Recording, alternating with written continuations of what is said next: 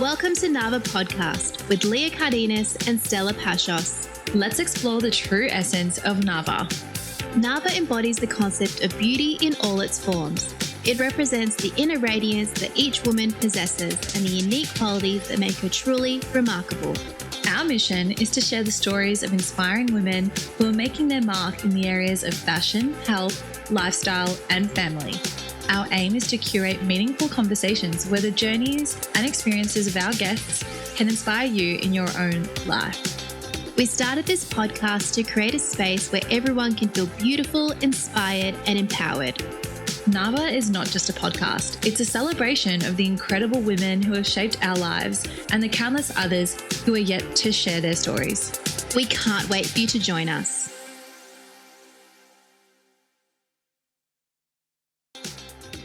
Join us in this enlightening episode as we sit down with Alison, the brilliant mind behind Your Hypno Coach. With a background as a scientific researcher at the Royal Children's Hospital, Alison shares her inspiring transition into the world of hypnotherapy and how she empowers others through her transformative techniques.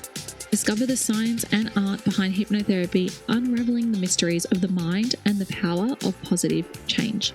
Tune in to explore Alison's unique insights, bridging the gap between research and healing, and uncover the secrets to a balanced and harmonious life.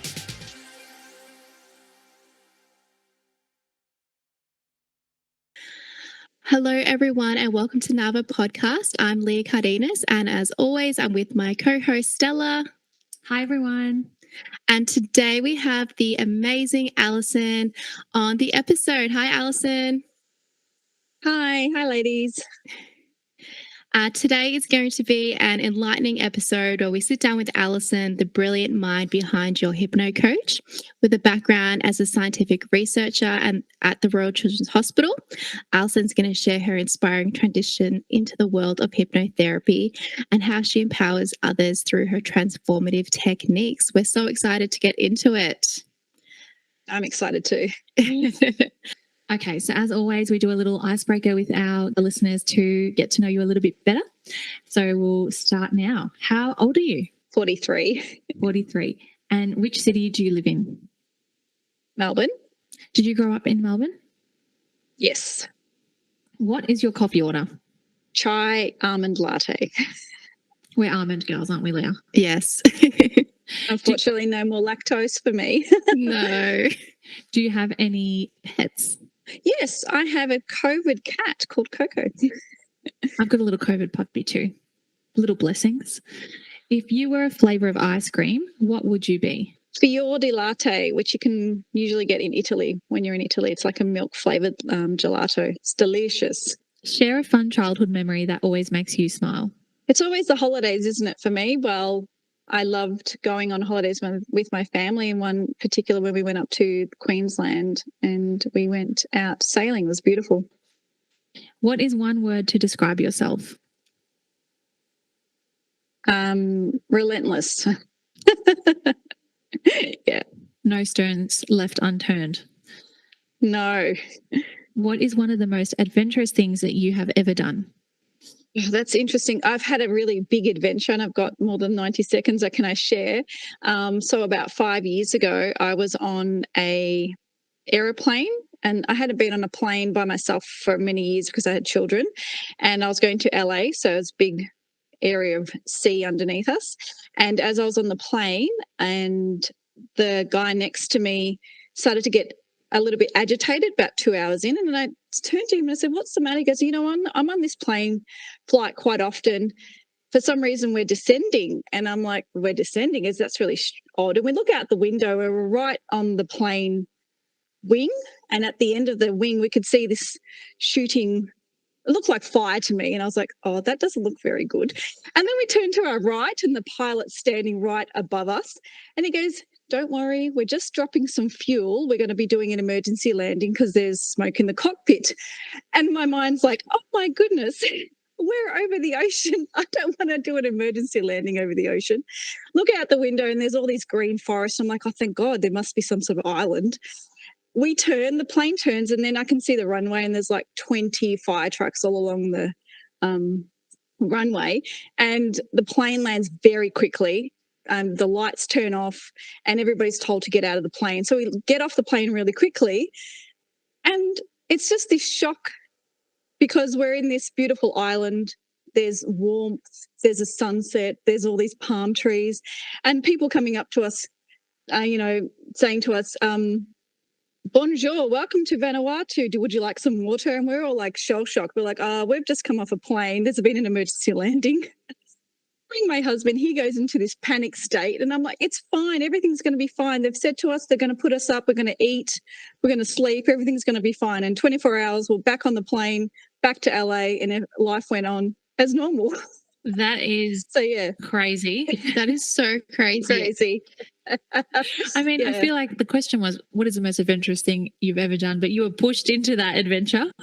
Yeah. And I feel a lot more at ease now for if I'm ever faced with an emergency landing. I will be embracing it and hoping that we end up in Vanuatu with drinks on arrival. I know. Just to finish off, can you speak any other languages? I can speak Croatian, not very well, but when I was living in Croatia, it came back very quickly, and by 3 months I was fluent. So I think I could pick it up really quickly if I needed to be. Yes. Beautiful. And last one, what is your pet peeve? I try to keep calm in the car when there's traffic, but that's probably my pet peeve. Beautiful. Thanks so much for sharing. Today, we're here to speak about Alison. Alison, your journey into hypnotherapy began with a transformative experience during your pregnancy. Could you walk us through that moment and its impact on your decision to explore hypnotherapy further? Yeah, sure. So I was just newly pregnant with my first son, and a best friend actually gave me a hypnobirthing CD and said, this might work. And I can't tell you why, but I listened to that CD religiously every day until I went into labour. And both my labours were very, very short. The second one was 2 hours, and I walked out there with no drugs, no stitches, and walked out the next day completely fine. And the nurses told me at that time, they said to me, please come back and show everybody how you just did that, because that was phenomenal.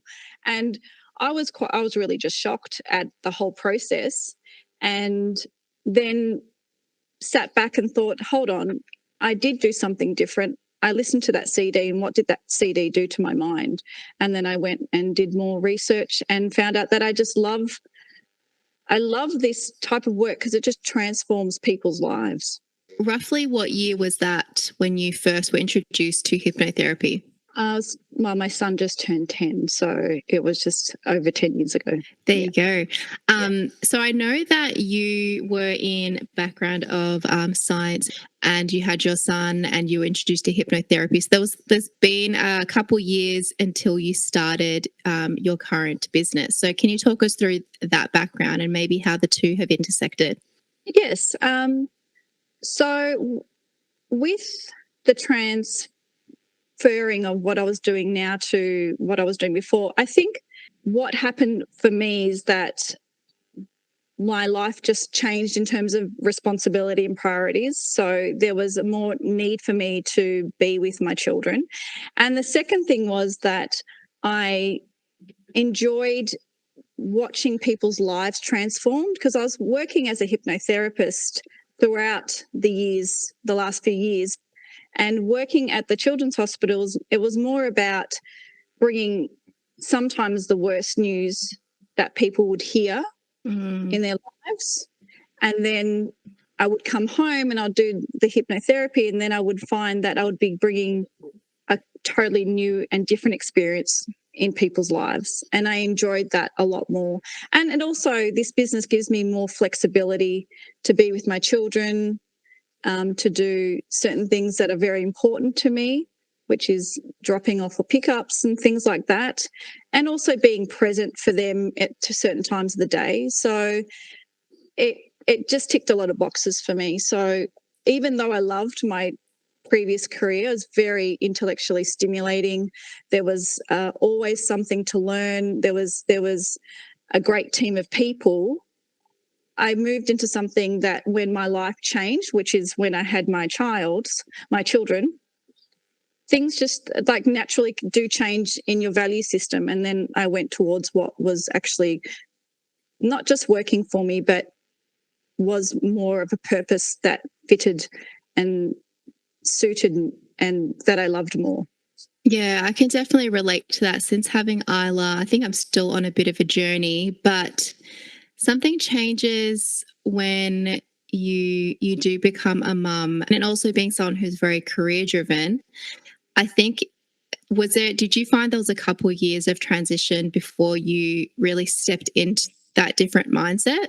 Yes, because I had to come to terms with a lot of things, and some of it is actually grief, because you're letting go of part of your life that you were striving for, but it wasn't suiting you anymore. So, and then it was also learning about the new career, because you can't just drop in and drop out to another career. You need time, especially when you're a mum as well. There's a lot of other things that need to happen in the background. So then you have a limited amount of time to dedicate towards a new career, a new pathway as well. So yeah, that's so inspiring that once you realized a different side of yourself and a different something different you were drawn to then take the time to go and learn it when you already have so many other priorities. I think that shows what did you say your word was that described you? Yeah, relentless. Yes, relentless. Yes, and I'm always I'm that person that just wants to go underneath every single rock and just check. Okay, I've learned this, and I have to know the ins and outs of everything. So that's what I did. I went in. I want to see how this works. How did this happen for me? Because that was quite phenomenal. That whole process, that whole experience was really mind-boggling at the start. I was like, how did I just do that? Like, how did I just walk in and be able to control everything that was happening when it was all new as well, and turn that whole experience into something so positive for me?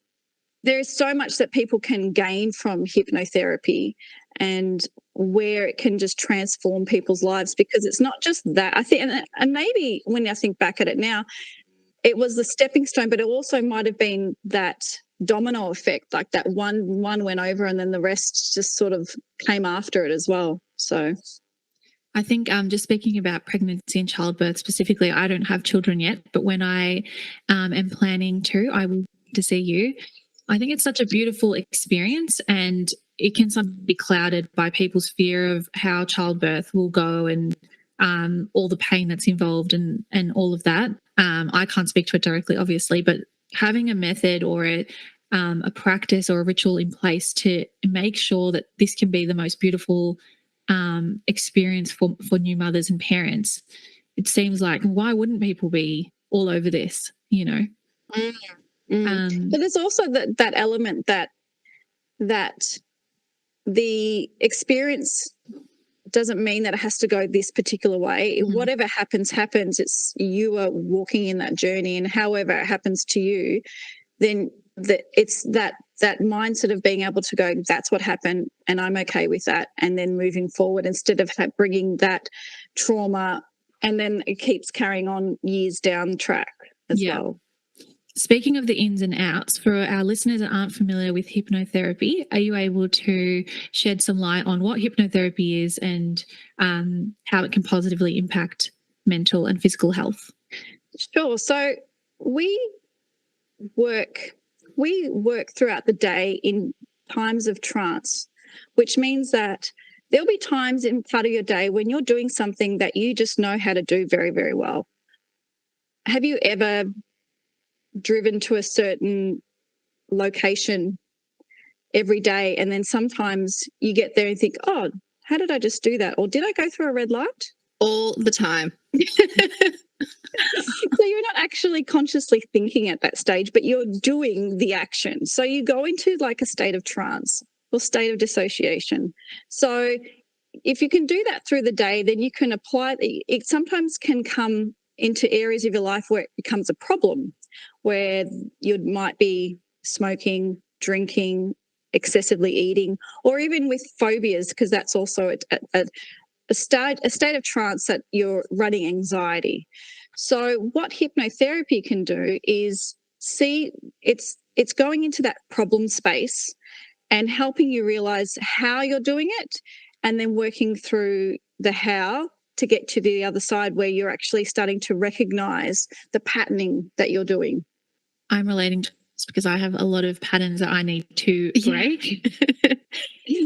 Where do I start? Yeah, so it's just a break in association to patterns. Yes, so we are essentially a pattern, or I like to use the metaphor of like a kaleidoscope. Do you know what a children's kaleidoscope is? Yeah. And there's all those little bits and pieces, and that's how we're made up. And we have so many experiences out in our lives where we can't control, the family that we've been brought up in, even maybe the school or even the country. And all these experiences shape who we are. And then what people find is that sometimes they get stuck because they can't turn the little nozzle or the little end bit of the kaleidoscope to change the viewpoint, the focus of what you're actually focusing on. So people coming to hypnotherapy wanting to change their future, but they just don't know how. And that's what the process is showing people how to just move that little lens so we can see a different pattern. That's so interesting. And I'm just really thinking about all the times I go into autopilot, or I'm just trying to be a bit more self-aware as you're talking. But can you share more about your beliefs and principles when it comes to your work as a hypnotherapist? Is there different, I guess, areas of philosophy when it comes to hypnotherapy? Like, what's your take on it? There's a lot of people who believe that hypnotherapy is some sort of mystical process because it's been portrayed in the media in that sort of sense, and that it's some sort of magic pill, and that someone can just tap into your subconscious and change who you are. You are always in control. It just depends on what you buy into and what you don't. So with what I've come to learn about hypnotherapy, because I wanted to learn, is that you will resonate with something that speaks to you and other things that don't. If you do see hypnotherapy as some sort of mystical tool, then it's not a therapy in such of being able to change the way you're thinking or the way you're doing patterns. And that's how I've developed or thought about it in my practice, is that it's not a magic pill. It does require work. It does require you to do the tasking that I present to you, and also be available to be coming to the actual appointments. So it's not a one-stop shop. It's a two-way street. It's not something that's magically going to change the way you are. I can't go in there and just pull something out of you. It is something fundamentally that we all do as human beings. And once that's understood, it becomes an easy process to use this in all areas of your life. I'm just relating back to my own life when you're speaking, and I had a beautiful relationship with a naturopath, but she actually broke up with me because I wasn't committed to my appointments. And I think that's very fair, and a very fair comment that you've raised, in that there's only so much that do as a professional, and that it is up to the recipient to implement the work into their own life. And I think that, speaking for myself, and I'm sure a lot of others could relate to this, is most of the time we're not prepared to put in the work, and we go to professionals like yourselves hoping to solve our problems, and that's half the job done, or not even 25%, and 75% is on us to fulfill. So I think that's a really interesting point. Yes, it's one of a very important point that I bring up very early on in the meeting of a new client, is that if you want to get results, you need to listen to what I'm asking you to do and to go with me in the process, because as much as you want a result, I also want you to have a result too. Yeah. So you spoke a little bit about your journey with hypnotherapy and birthing. And my understanding is that it can address various challenges from chronic pain to life choices. Share a specific success story that stands out in your practice, demonstrating that transformative power. Sure. I had a client that was a very intelligent young woman, and when she first came to me, her mum had asked if she could come, and I didn't I didn't want to take her initially because it really needs to be a personal choice, and referrals don't usually work very well. You need to be, like I said before, 100% committed. And when she came, we didn't do any hypnotherapy. We just spent an hour and a half of her firing questions at me, and I had to answer them all. It was great. I passed because she came back again. And over the year that I saw her, we dealt with a few different issues. But recently, when I saw her, she said to me, things are not great in terms of all my boxes aren't ticked, but I am the happiest that I've ever been. And that was one of the most loveliest compliments that I've had in my career. And then I sat back going, that is exactly why I do what I do. Oh, that's beautiful. One of the many testimonials, I've read comments about your clients' experiences with you, and it does seem very life-changing and transformative when they're prepared to put in the work. And that's a beautiful and very rewarding that your work and your practice is impacting someone's life to that level. Yes, but it's not just like, I look at it like it's not just that particular person's life. They go home and then they start to change the way they behave with their siblings, with their parents, with their lovers, with their colleagues, with their neighbors. It sort of filters throughout the community, and I love that. I love that about the work, because it builds on changing the way we do life. It's so true. It's just not just showing up for themselves, but how we show up for everyone around us. Like you influence others through your practice and what you have taught them through hypnotherapy, I understand that your late grandfather played a significant role in inspiring your path. Can you share more about his influence on your beliefs and how his principles guide your work?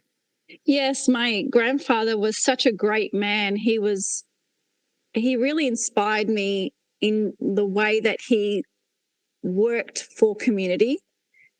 When he came here, he started his business, which was very successful, but then opened a church. And then he helped so many migrants move out and come and live in Australia. And his heart was always open and wanting to help anyone in need. And it's just a beautiful thing to experience when you work in a corporate position where money is usually the driving force, but then you come out and you see how love can also be a driving force and can change people in those other ways. So yeah, he was a beautiful man, and he helped so many people. And it's a difficult. I mean, our whole family miss him dearly since he's been gone, but it's lovely to see that the humanity across the board is still there for people. I think that's the most beautiful thing that I've learned from him. What a lovely legacy to leave behind. And now I think you'll leave that same legacy to your children of wanting to help others and that heart. Yeah, I hope so. I hope so. That would be lovely. I think the power of or the influence of grandparents and family in general is just something we may take for granted. And one of the reasons Lee and I started this was because we really believe in the power of storytelling. And I think, in a lot of ways it passes on culture and it passes on these incredible values, and that sense of community, and is a really beautiful value and sentiment that your grandfather's obviously been able to help and shape and influence your own path. That's really lovely. Yes, and also I didn't really realize that I had that huge value in myself. It was only until I did some processes and some work it wasn't a workshop actually. I think it was the Strengths Finder. I don't know if you know that book. And I did that, and I noticed that, you know, community was so high up there. And then I look back and I go, oh wow, that's coming from, you know, my genealogy. That's coming from where I come from, and it's a big part of who I am. So yeah. It was part of an interview process when I was working in medical device, and they interviewed, they basically took their top performers and tried to extrapolate their strengths into any new hire in the business. And it was a really interesting test. You basically, if it's the exact same test, but this one had, I think it was called the Strengths Finder 34. So there was the top 34 skills and strengths that you lean into. And the number one trait for the company was competition, but mine was positivity. So it's interesting how you don't always have to fall into the mold, but playing into your strength, realize the influence of these strengths in how you make your everyday choices and decisions. It's really interesting for anyone who wants to look into it. Yeah, I would highly recommend it too. So before we jumped on the call, we started talking about something really exciting that you're about to launch, and that is your app. Talk us through that. How exciting. Yeah, so that is really exciting. I'm a part of a networking group that was, how do I explain this? So I was presented this man's opportunity to create an app, and I found that with the clients that I've currently been seeing, because I have a very not high need, I guess, it's a wanting people to succeed. There was a gap that was happening where people weren't following through with the tasking that I was asking for them to do. And there's particular reasons why I get people to do tasks, and it's mainly based on the problem and the problem space and helping people realize what is actually going on for them. So developing the app has a lot of different areas where people can start looking into, you know, what time do you go to sleep and what is it that you are grateful for. And there's some recordings on there to help people help them through stressful times, and just some other bits and pieces that I'm going to be building upon, but just so that people have a really quick and easy tool that they can go back to and go, oh, I remember this now. This is why I'm doing this, or this is going to help me get to where I want to. So it's a tool there to help people on their therapy process to get them to the end, so they can just live a fulfilling life, and that the process with me has come to an end, and it's time for them to continue on with moving through and being successful in what they're moving through their life. So yeah. How long did it take to, I guess, work through the R&D phase of creating the app? So that's always been a running not an issue for me, but I wanted to find a way to be able to give people a tool to be able to to do something easy. And that's what's always what you're fighting with. Like, you want to be able to get your clients to be able to task or get them through the tasking, but also not make it so difficult for them.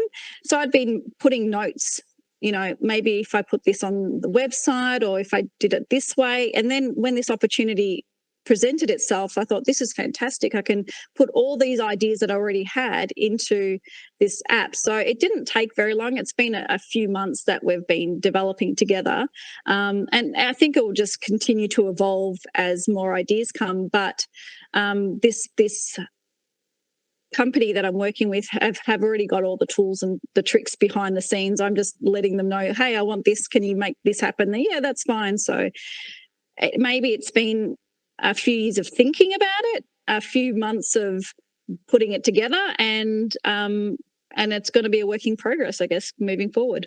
Yeah. And I think also with society and how technology is moving very quickly, I think it's going to become more of a mainstream thing as well. So, and where can we find it? And what's it called? Oh, it's just called, it's My Hypno Coach. So it's my company, my business name, and then it's just a little logo there. And we are looking at launching it next week. So it should be launched end of November, early December. End of November, yes. And hopefully by the end of the year I'll have a few more meditations on there and a few different more other tools and apps, tools and applications that we can use to help. So, yeah. We'll be back after a short break. 39 Degrees have created a hot spring experience that you don't need to book, plan, or even leave the house because they know you've already got a full mental load. Michelle and Susie created their signature bath tonic to replicate the moment as soon as you step into a hot spring. It's all natural, derived, vegan-friendly, and suitable for all skin types and every single body. Nava listeners get to enjoy a special 15% off with code NAVA15. That's NAVA15. Now let's get back to the conversation. Oh yeah, I was going to ask. I think I have a few questions, but I really want to understand from your view, even my own patterns of, not showing up to the appointments with, my naturopath. Why do we fall into this habit and victim mentality? Why do we make it so hard for ourselves to want to break these patterns and have a different way of viewing things? One of the main reasons why I think that people do find it difficult is that they don't think that it will change for them. So change is always happening around you, even as you're sitting there right now in that really comfy chair and it's still. If you think about it, we are moving. This world is moving. It's actually moving 1,600 kilometres per hour and rotating around an axis around the sun. Things are constantly moving. Things are constantly changing. And we have a negative bias as humans to think the negative, to focus on the negative. And if we shift our perceptions or our focus onto things, to positive things, change can happen. So what happens to the mind in a hypnotherapy session? What changes does it undergo to instill that positive impact? So what's happening as you and I are speaking right now, we have got our brainwaves are really high because you and I have just met each other and you're in a room and there's lights and there's different sounds. So your brain has to be active to be able to take in all the stimulus that's happening right now. So in a hypno session, we actually reducing your brain waves down to a beta, down to a theta, which is pretty much the same time of the day when you're about to wake up or about to fall asleep. It's at that moment that it's sort of like a dream-like state.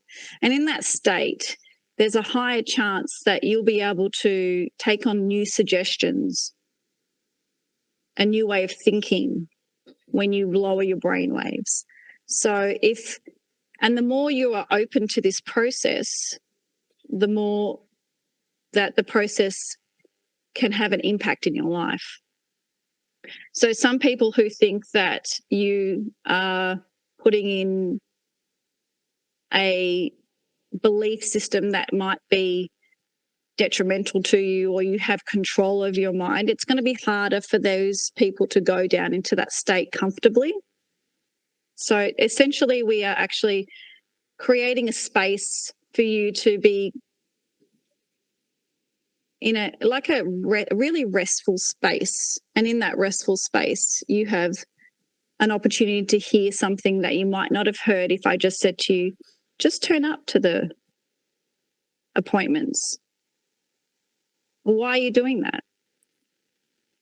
Because there's all these things happening behind in your subconscious that are controlling the way you do things.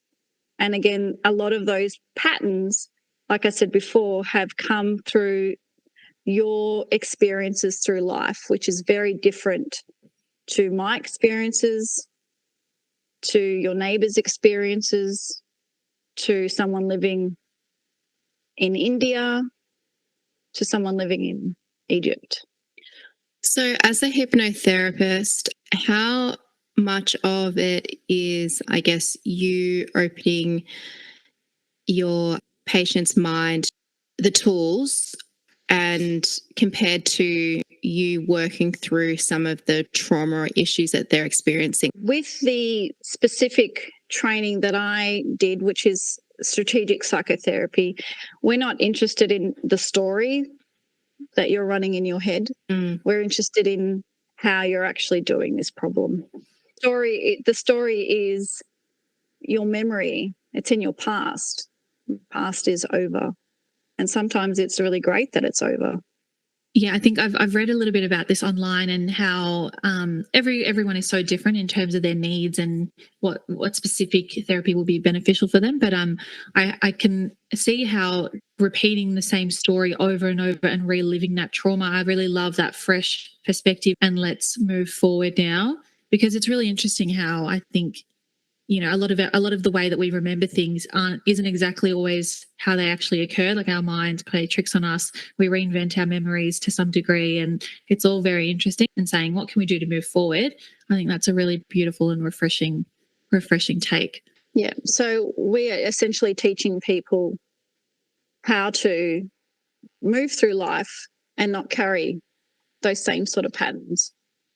And so, correct me if I'm wrong, but what I'm hearing is, when we get into that, is it the beta theta wave?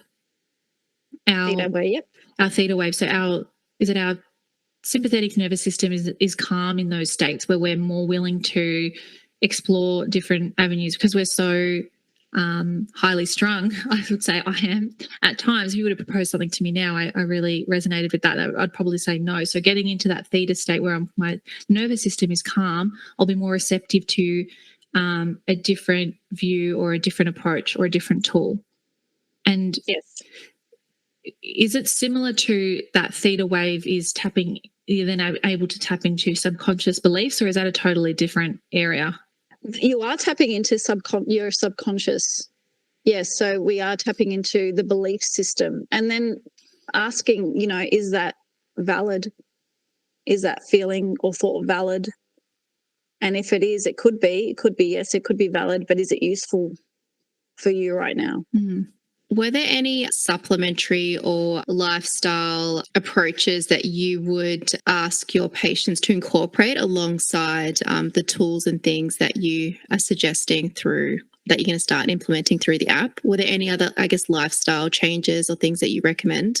Yeah, I do recommend people that can go into hypnosis quickly are mostly people that meditate and they already have that. It's the mind, it's that muscle being worked. Like you're practicing that technique, and it's that technique of being still. It's that technique of being calm. So I would recommend people to get into some sort of meditative practice, and that can be very different for different people. Some people pray, other people go out and do some yoga, other people, you know, will put a recording on and sit. So whatever that might be, and also take up a hobby like that you really enjoy, be it gardening or maybe surfing, something that, you know, you can get into that state of trance where you are actually enjoying yourself. I don't think shopping counts, does it?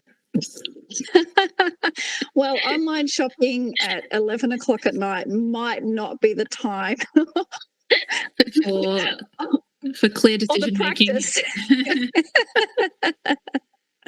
that I would encourage. No.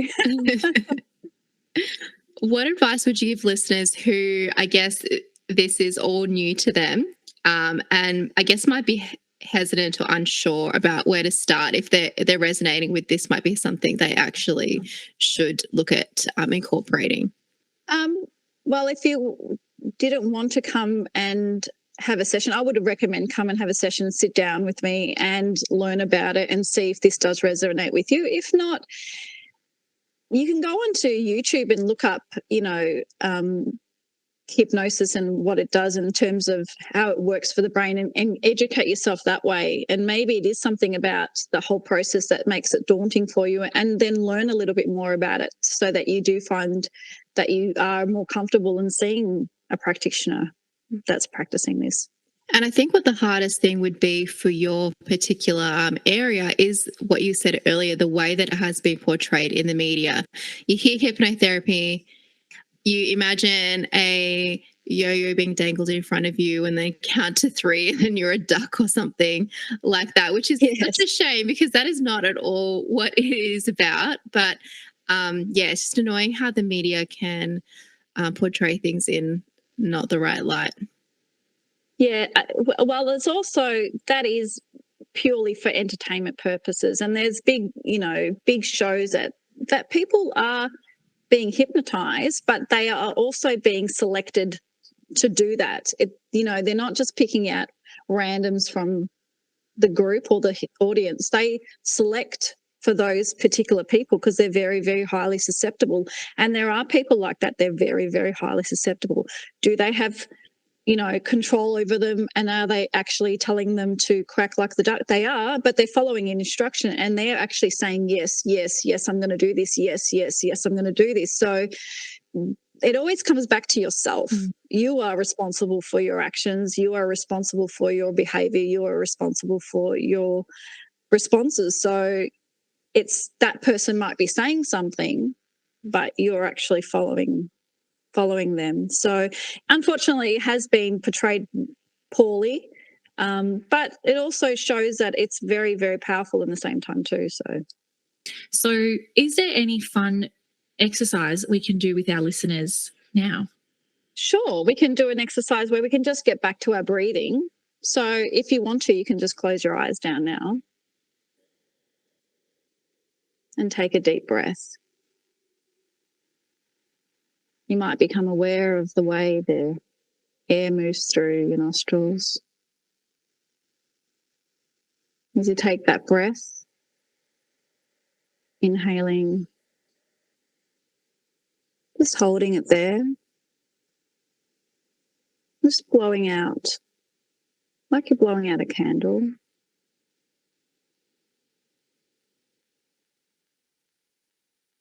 Breathing in again.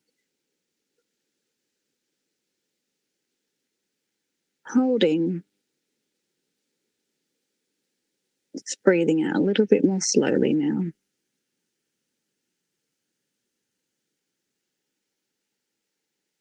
One more time. Breathing in.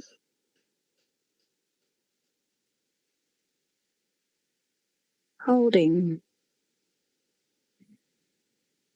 And breathing out.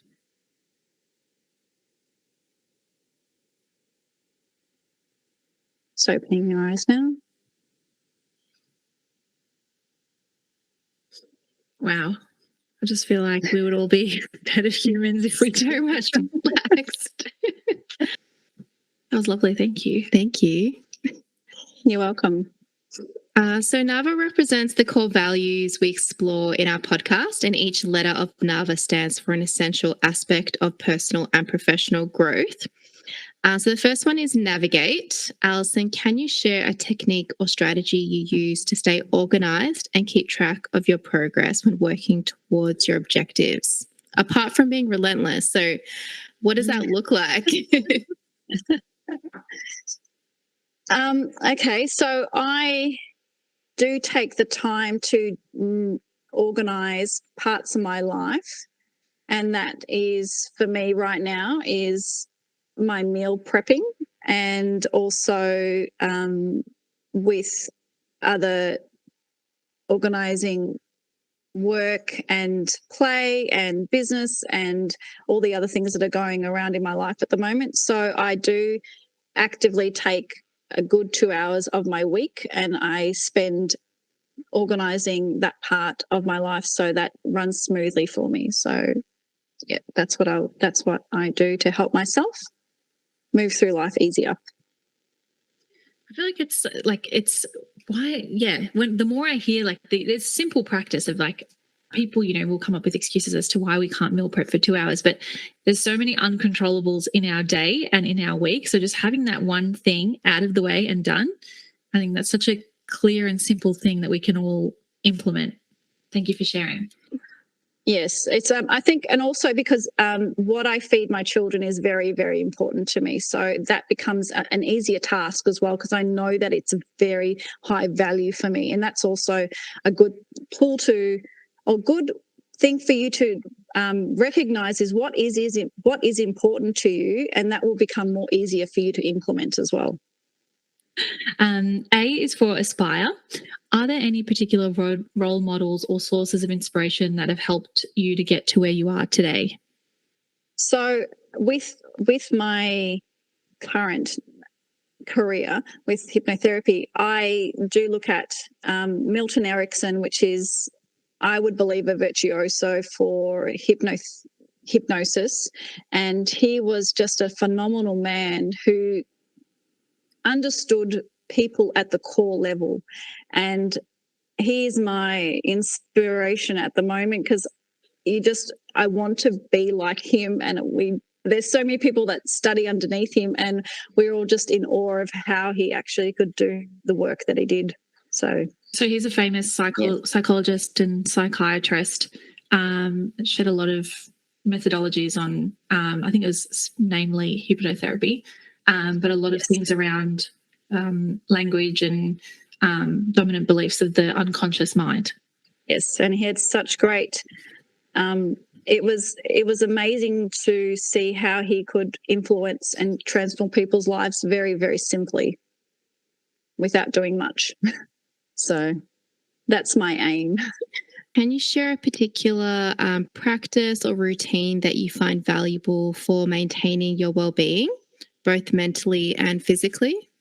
So I actually have a value, as I've spoken before, about community, and I work quite extensively as a volunteer at my son's school, and I do various things there, and that helps me keep grounded. And I really enjoy working with the school and growing our school community and seeing the effects from that. This year, well, not just this year, but the last few years, I've been volunteering my time to help organise a camp for the parents, and it's quite a big job. But honestly, when I'm at school and I see families getting together because when they went on camp, they met each other and they forged these friendships, it brings me so much joy, even though there is so much work behind it. I really do get so much energy from it. So I think I'm just wired like that. Is that an example of what you meant at the start of the conversation about being in that kind of state of trance that's for you, or that sense of flow, like that is an activity for you that is just so purely enjoyable that it's not exhausting to do something like that to add to your plate because you really love it and enjoy it? Yes. I will, email people really late at night, and I'll get things done when you just, think, oh, you should really be go to sleep now, or this is really taking a lot of time up. It doesn't cross your mind, because it's like, but I just love doing this. So, yeah. And I think that also comes from your inspiration from your grandpa. He was always helping others and giving everything to the community. Yes. And I think it's carried on through me too. And I'm, like you said, I didn't even think about my children, but I do hope now that they carry on that too. I think it's one of those things that, when someone tells you to do something, you're more reluctant to do it. But when you can observe someone doing those practices daily, you don't really sit back and reflect on the influence that innately has on your life. And it's one of them that I think we can all look back on our childhoods. And obviously the case with your grandfather is such a prominent example. I'm sure he, through his life's work and missions, that was naturally passed down to you. And so I'd really believe that will be the case of your children also. The last, the Nava acronym is A for Achieve. So what practical steps or strategies would you suggest to our audience? I think that what stops people from achieving anything is just not starting. Mm-hmm. And I sometimes don't know how to start with various projects or things that I want to do. And honestly, sometimes I just get a piece of paper and a pen and I just write a heading of what it is that I want to do, and I'll just stare at it and I go, okay, this is where I'm at. What else do I need? But the thing is that what's happened here is that I've started the process. And then the next day, if it's still nothing happens, sit with that piece of paper for maybe 5 minutes and see what next step could come about. And just that's the relentless piece in me where I just keep going back and going back and going back. And so, come on, there must be that, because it is a process, and sometimes we don't know how to do the process, and that's what gets us stuck. We don't know how to get from, step 1 to step 2, but maybe we know step 4, 5, and maybe even 10. And it's those middle ones where people go, oh, I don't know what to do. I'll just forget about it. Too hard basket. Yeah. But I like that sometimes just spending time in thought, thinking about it can help it progress. Whereas if you don't even spend time thinking about it, you're not going to even create that first step. Yes.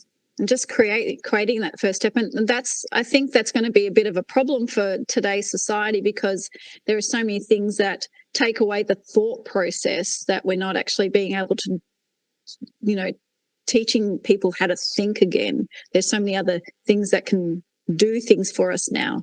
I think that's a really interesting point, because I think we love to occupy our minds to get away from, maybe truly what we're feeling inside. Do you think, just going back to your point of pen to paper, do you think there's a certain magic and beauty in the actual physical act of writing something down as opposed to writing it on our phones, or, that pen to paper? Yes, I do believe that there is something magically happening in that process, because there's a kinetic movement of energy with your hands, and then you're actually visualizing it too. You can see it, and it's getting absorbed into your mind. And then as you're writing, you might not realize that there's that movement of energy that's coming out of you as well. So you're unraveling things as well. Sometimes it unravels emotions, because most people, according to Brené Brown, is that we've only got 3 emotions that we can actively state what we're feeling, which is angry, sad, mad. But there's so many other more emotions are outside that you can also experience, that sometimes naming it can help you move through that process too. So powerful. We love Brené Brown. Yeah, any final words of wisdom? Yeah, to share with our listeners? I think, like I said before, things do change, and they can change. And you are usually the person that's stopping this process. And the rigidity of people doing the same thing in different circumstances, I encourage people just to take that courage and that step and try something different, try something new. You don't know what would happen. It might not work out, but it might work out. It's not going to change unless you change. And sometimes that's just doing something new. So lovely and powerful. Thank you so much, Alison, for coming on the podcast. It has been really special, and we hope that our listeners can take something away. That's a wrap for this episode. If you enjoyed this conversation, please subscribe, rate, and leave a review. And remember, you can always find more episodes and updates on our website and social media page.